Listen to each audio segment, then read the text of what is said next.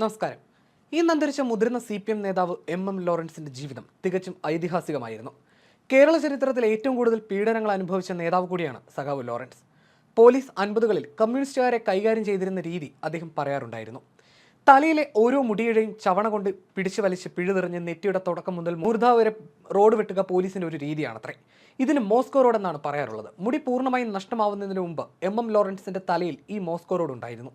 95 വയസ്സിന്റെ ജീവിത സായാഹ്നത്തിലും ലോറൻസ് പലതവണ വാർത്തകളിൽ നിറഞ്ഞു. VS പുന്നപ്ര വയലാർ സമരനായകനല്ല എന്ന അദ്ദേഹത്തിന്റെ പ്രസ്താവന വിവാദമായി. ബാലചന്ദ്രൻ ചുള്ളിക്കാട് ലോറൻസിന് അഭിവാദ്യം അർപ്പിച്ചുകൊണ്ട് എഴുതിയ തോട്ടി എന്ന കവിതയും വിവാദമായി. കേരളത്തിൽ ട്രേഡ് യൂണിയൻ വിപ്ലവം സൃഷ്ടിച്ച ഈ നേതാവ് വീണ്ടും വാർത്തകളിൽ നിറയുന്നത് തന്റെ ആത്മകഥയുടെ പേരിലും വിവാദത്തിലുമായി. ഓർമ്മച്ചെപ്പ് തുറക്കുമ്പോൾ എന്ന അദ്ദേഹത്തിന്റെ ആത്മകഥ ഫലത്തിൽ VS അച്യുതാനന്ദന് എതിരായ കുറ്റപത്രമാണ്.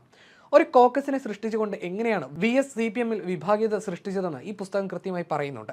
അവസാന കാലത്ത് CPM-മായി നല്ല ബന്ധത്തിലായിരുന്നില്ല ഈ വെറ്ററൻ നേതാവ്. അദ്ദേഹത്തിന്റെ കൊച്ചുമകൻ BJP-യുമായി അടുത്തതിന്റെ പേരിലും മകൾ CPM വിരുദ്ധ നിലപാടുകൾ എടുത്തതിന്റെ പേരിലും ലോറൻസ് പാർട്ടിക്കകത്ത് ആക്രമിക്കപ്പെട്ടു. പക്ഷേ ആരെയും കൂസാത്ത ജീവിതമായിരുന്നു അദ്ദേഹത്തിൻ്റെത്.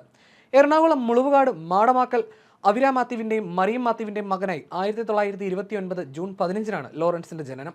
സ്വദേശാഭിമാനി രാമകൃഷ്ണപിള്ള എഴുതിയ കാൾ മാർക്സിനെ കുറിച്ചുള്ള ഗ്രന്ഥം സ്വാതന്ത്ര്യ സമരസേനാനിയായ സഹോദരൻ എബ്രഹാം മാടമക്കൽ നൽകുമ്പോഴാണ് 11-കാരനായ ലോറൻസ് മാർക്സിസത്തെക്കുറിച്ച് അറിയുന്നത്. പിന്നെ ആ സിദ്ധാന്തത്തെ മുറുകെ പിടിച്ചുകൊണ്ടുള്ള പ്രയാണമായിരുന്നു.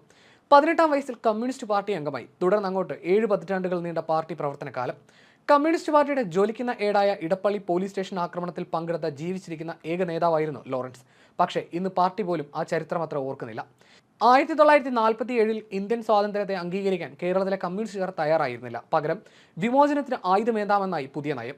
അക്രമങ്ങൾക്ക് ഇരയാകുന്ന ഗ്രാമങ്ങളിലെ സഖാക്കളെ ആയുധമെടുക്കാൻ പ്രേരിപ്പിക്കുന്നതായിരുന്നു അഭിവക്ത കമ്മ്യൂണിസ്റ്റ് പാർട്ടി ഓഫ് ഇന്ത്യയുടെ 2ാമത്തെ പാർട്ടി കോൺഗ്രസിൽ അവതരിപ്പിക്കപ്പെട്ട കൽക്കട്ട തീസിസ്. അന്നത്തെ അഖിലേന്ത്യാ സെക്രട്ടറി BT രണദേവയുടെ നേതൃത്വത്തിലാണ് സായുധ സമരത്തിലൂടെ ഇന്ത്യയിൽ അധികാരം പിടിച്ചെടുക്കാൻ ആഹ്വാനമുണ്ടായത്. ഇതിന്റെ ബാക്കി പത്രമായിരുന്നു ഇടപ്പള്ളി പോലീസ് സ്റ്റേഷനിൽ വിജയിക്കാതെ പോയ ആക്രമണം.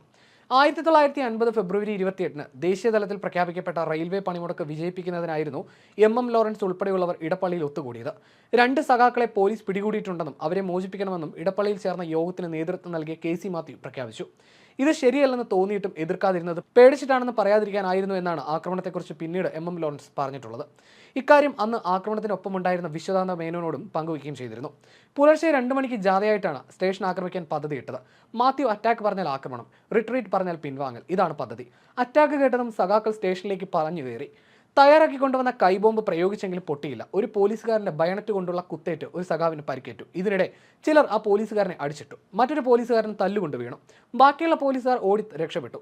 തല്ലുകൊണ്ട് വീണ 2 കോൺസ്റ്റബിൾമാരെയും ക്രൂരമായി മർദ്ദിച്ച് കൊലപ്പെടുത്തി. ബഹളം കേട്ട് നോക്കിയെങ്കിലും എന്തോ പ്രശ്നമാണെന്ന് കണ്ട് പിൻവാങ്ങി. എത്ര ശ്രമിച്ചിട്ടും സമരക്കാർ വിചാരിച്ചതുപോലെ ലോക്കപ്പ് തുറക്കാനോ അതിലുള്ളവരെ രക്ഷപ്പെടുത്താനോ സാധിച്ചില്ല. അപ്പോഴേക്കും നേരം വെളുത്തിരുന്നു. 17 പേർ പങ്കെടുത്ത പോലീസ് സ്റ്റേഷൻ ആക്രമണ കേസിൽ ആദ്യം അറസ്റ്റിലായത് സംഭവം അറിഞ്ഞിട്ട് പോലുമില്ലാത്ത പയ്യപ്പള്ളി ബാലനും KK രാജനുമെല്ലാം. അറസ്റ്റിലായവർക്ക് നേരിടേണ്ടി വന്നത് ക്രൂരമർദ്ദനവും. സ്റ്റേഷൻ ആക്രമണത്തിന് ദൃക്സാക്ഷികൾ ഇല്ലാതിരുന്നിട്ടും നിരവധി പേരെ ഹാജരാക്കി പോലീസ്. എല്ലാം കള്ളസാക്ഷികൾ. അറസ്റ്റിലായവരിൽ ഏറെയും കുറ്റകൃത്യത്തിൽ പങ്കെടുത്തിട്ടില്ലാത്തവർ. അതുകൊണ്ട് തന്നെ ശിക്ഷിക്കപ്പെട്ടതും നിരപരാധികൾ. ഒടുവിൽ പോലീസിന്റെ മൊഴി രേഖപ്പെടുത്തലിൽ വന്ന പാകപ്പിഴകളുടെ സാധ്യതകൾ മുതലെടുത്ത് മികച്ച അഭിഭാഷകർ സുപ്രീം കോടതി വരെ പോയാണ് ലോറൻസ് ഉൾപ്പെടെയുള്ളവർ ജയിൽ മോചിതരായെന്ന് അദ്ദേഹം തന്നെ പറഞ്ഞിട്ടുണ്ട്. 1950-ൽ അറസ്റ്റ് ചെയ്യപ്പെട്ട് കൊടിയ മർദ്ദനത്തിനിരയായ ലോറൻസ് 22 മാസമാണ് ജയിലിൽ കിടന്നത്. പിന്നീട് പല ഘട്ടങ്ങളിലായി കരുതൽ തടങ്കലിലും മിസ തടവുകാരനായും മറ്റ് 6 വർഷത്തോളം ലോറൻസ് ജയിൽവാസം അനുഭവിച്ചു. അടിയന്തരാവസ്ഥയിലും അദ്ദേഹം കൊടിയ പീഡനം അനുഭവിച്ചു.